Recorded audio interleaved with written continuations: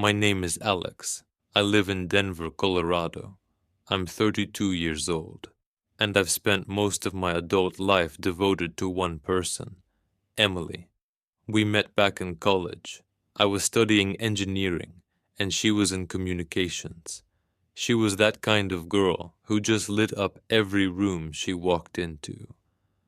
I was the kind of guy who thought I'd found happiness. We started dating when I was 21.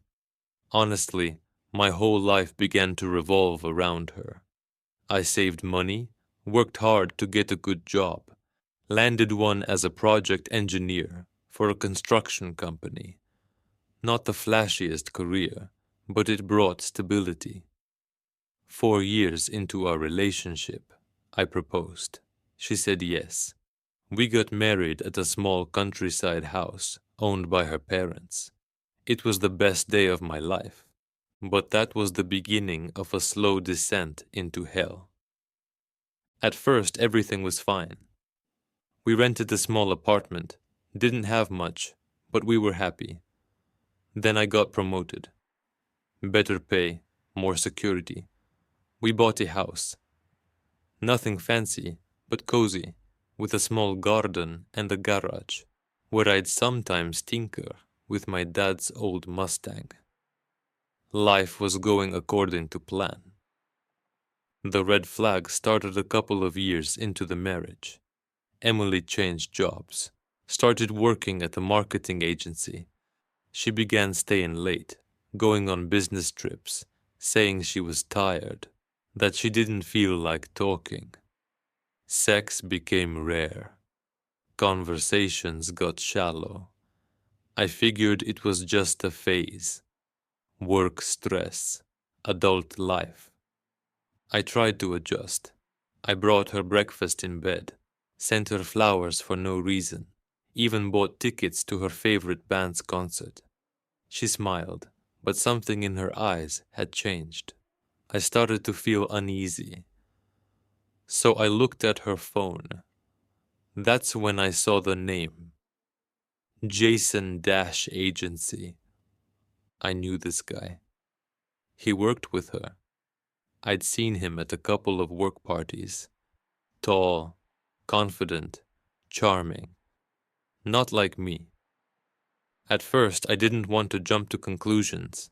I just observed. But the messages started getting more flirtatious. Emojis, hearts. Then I saw a photo, her in the lingerie I had bought her. But she didn't send that picture to me. I confronted her. She denied everything.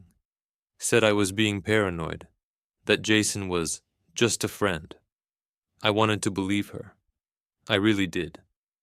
But deep down, I already knew. So I hired a private investigator. A week later, I had the photos, a hotel, them walking out together, hugging, kissing, and then a picture of her sitting on his lap in a bar.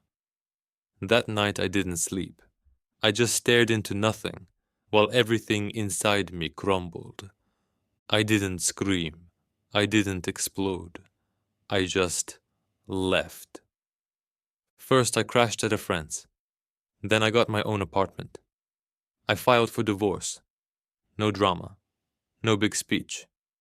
Emily tried to talk, said it was a mistake, that she was confused, that she still loved me. But those were just words. I'd seen her face coming out of that hotel.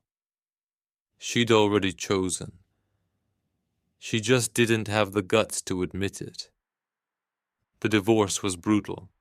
Not legally, emotionally. I lost the house, the love of my life, my sense of meaning. We didn't have kids, thank God. But I felt like I had been ripped apart. I quit my job, started drinking. A lot. Lost touch with friends, drifted from my family.